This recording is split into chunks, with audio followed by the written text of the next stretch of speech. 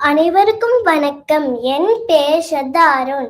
நான் Bridgewater, new Jersey Tamil பள்ளியில் படிக்கின்றேன்.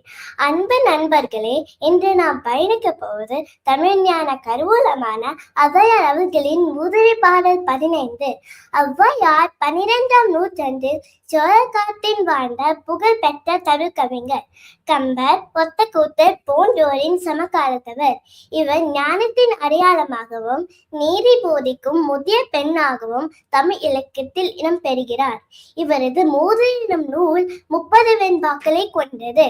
இந்நூல் கல்வி, நற்பண்பு, நன்றி மற்றும் சமூக நடத்தைகளை எளிய ஓமைகள் மூலம் விளக்குகிறது.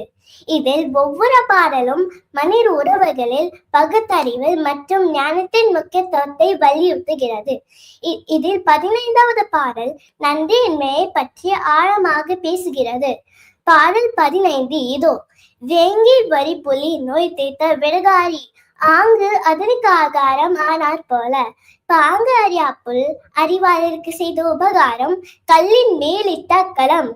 பொருள் விளக்கம்: வேங்கை வரி புலி நோய் தீர்த்த விடகாரி ஆங்கு அதனுக்கு ஆகாரம் ஆனார் போல.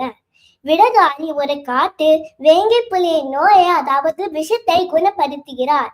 ஆனால் நன்றி செலுத்துவதற்கு பதிலாக அந்த புலி அவரை உடனே உணவாக்கி விடுகிறது. இது மிகப்பெரிய துரோகத்தை குறிக்கிறது. பாங்கு அறியாப்புல் அறிவாளருக்கு செய்த உபகாரம். இங்கு புல் அறிவாளர் என்பவர் புல் போல ஆழமற்ற நன்றி மறந்த மதிப்பற்றவர். இவர்களுக்கு உதவுவது வீணாகும். மேலும் உதவி செய்பவர்க்கு தீங்கு விளைவிக்கலாம்.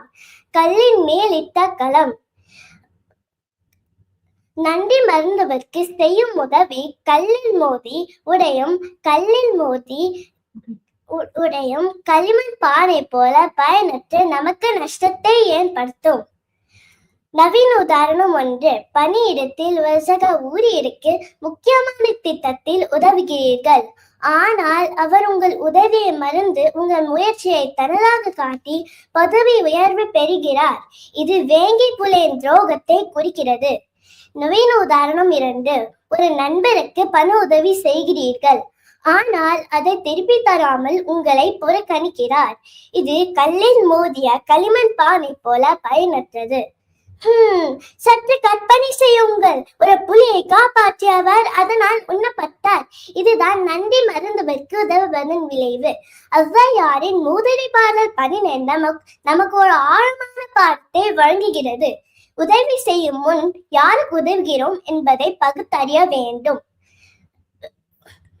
வேங்கை புலியின் துரோகமும் கல்லின் மேலிட்ட களம் போன்ற உபகாரத்தின் வீண்மயம் நன்றி மறந்தவர்க்கு உதவுவதால் ஏற்படும் இழப்பை நமக்கு எச்சரிக்கின்றன.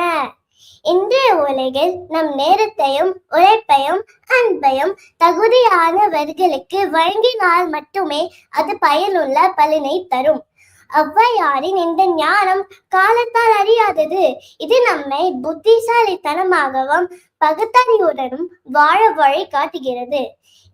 இந்த பாடலின் மூலம் தமிழின் பெருமையையும் நீதியின் முக்கியத்துவத்தையும் உணர்ந்து நம் வாழ்வில் அதை பயன்படுத்துவோம்.